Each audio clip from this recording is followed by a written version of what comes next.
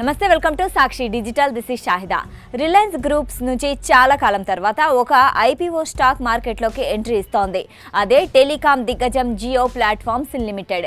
గత శుక్రవారమే రిలయన్స్ వార్షిక సర్వసభ్య సమావేశానికి ముందు జియో ప్లాట్ఫామ్స్ ఐపీఓ కోసం ప్రాథమిక ముసాయిదా పత్రాలని సెబీకి దాఖలు చేసింది. అంతకుముందు జియో ప్లాట్ఫామ్స్ బోర్డు దీనికి ఆమోదం తెలిపింది. ఈ పబ్లిక్ ఇష్యూలో భాగంగా 27 కోట్ల మేర కొత్త ఈక్విటీ షేర్లను ఇన్వెస్టర్లకు జారీ చేయనున్నారు. దాదాపు $4 బిలియన్ వరకు నిధుల్ని సమీకరించాలని ప్లాన్ చేస్తోంది. భారత కరెన్సీలో చూస్తే ఇది 38,000 కోట్ల వరకు ఉంటుంది.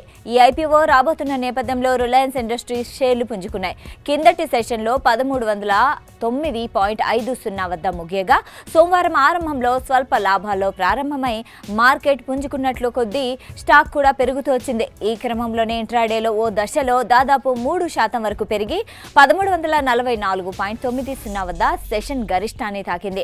ఆ తర్వాత కొంచెం వెనక్కి తగ్గి మధ్యాహ్నానికి 1332 స్థాయిలో నిలిచింది. రిలయన్స్ స్టాక్ చాలా రోజుల తర్వాత ఇలా 2 నుంచి 3% వరకు పెరిగింది. రిలయన్స్ ఇండస్ట్రీస్ మార్కెట్ విలువ ప్రస్తుతం 18.02 లక్షల కోట్లుగా ఉంది.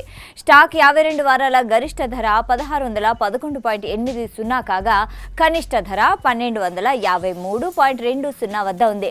గత 6 నెలల వ్యవధిలో ఈ స్టాక్ 15% వరకు కుదేలైంది. ఏడాదిలో 8% నష్టపోవడం విశేషం. ఇలా నష్టాల్ని ఇచ్చిన నేపథ్యంలో ఇప్పుడు ఐపీఓ రాబోతుండగా దూసుకెళ్తూ ఉండడం విశేషం. ఏజీఎంలో జియో ఐపీఓ పై ప్రకటన చేసిన ముఖేష్ అంబానీ ఇది తనతో సహా రిలయన్స్ ఫ్యామిలీకి కోట్లాది మంది షేర్ హోల్డర్లకు భావోద్వేగ భరిత క్షణమని అన్నారు. ఈ ఏడాది రిలయన్స్ కు జియో ఐపీఓ కీలక మైలురాయిగా నిలుస్తుంది. ఇది తమ వాటాదారులకు మంచి విలువను అందించడం సహా కొత్త పెట్టుబడిదారులకు కూడా ఆకర్షణీయమైన పెట్టుబడి అవకాశాలని కల్పిస్తుందని విశ్వసిస్తున్నట్లు చెప్పుకొచ్చారు. జియో ప్లాట్ఫామ్స్ లో ప్రమోటర్ గ్రూప్ అయిన రిలయన్స్ ఇండస్ట్రీస్ కు 66.43% వాటా ఉంది. మరోవైపు స్టాక్ మార్కెట్లు కూడా లాభాల్లోనే కొనసాగాయి. సాక్షి టీవీ ప్రసారాలను నిలిపివేయడం చట్టరీత్యా నేరం.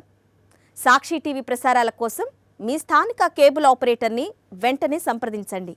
డిటిహెచ్లో, ఇంటర్నెట్లో కూడా సాక్షి టీవీ ప్రసారాలను వీక్షించవచ్చు.